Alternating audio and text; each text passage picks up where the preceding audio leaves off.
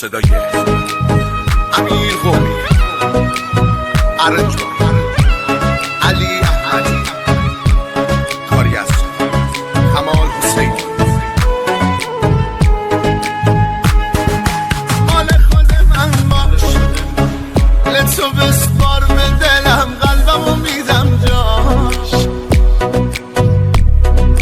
بدجوری میخوامت غیر من، هر کی که گفت دوست دارم گوش نده به حرفاش. مال خود من باش، مال خود من، مال خود من.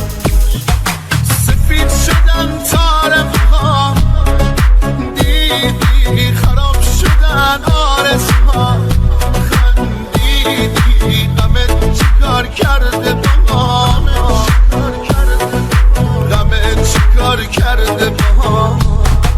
چقدر به هم می اومدی، به قلبم ضربه محکمی زدی. ای بابا چی شد یهو به هم زدی، چی شد یهو به هم زدی. حالا برگشتی بعد 3 سال، کی به کی میگه بی معرفت، کی به کی میگه تو سنگدلی، کی باید از کی بخواد معذرت. حالا برگشتی بعد 3 سال، کی به کی میگه بی معرفت، کی به کی میگه تو سنگدلی، کی باید از کی بخواد معذرت.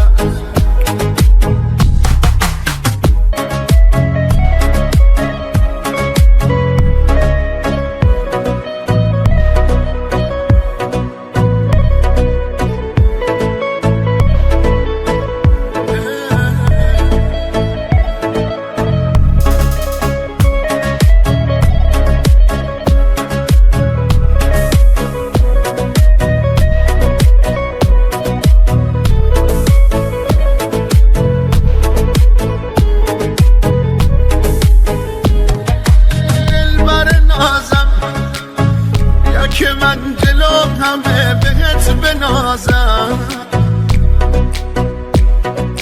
بیا عزیزم از آن که من زندگیمو بازم ببازم.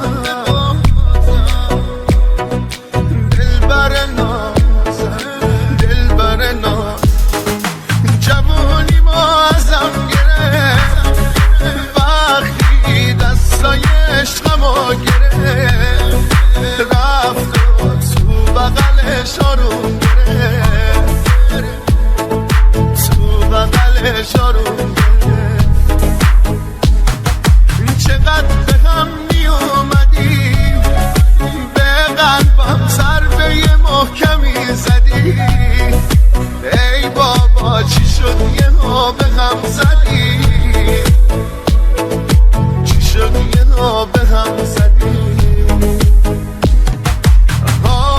برگشتی بعد 3 سال، کی به کی میگه بی معرفت، کی به کی میگه تو سنگدلی، کی باید از کی بخواد معذرت.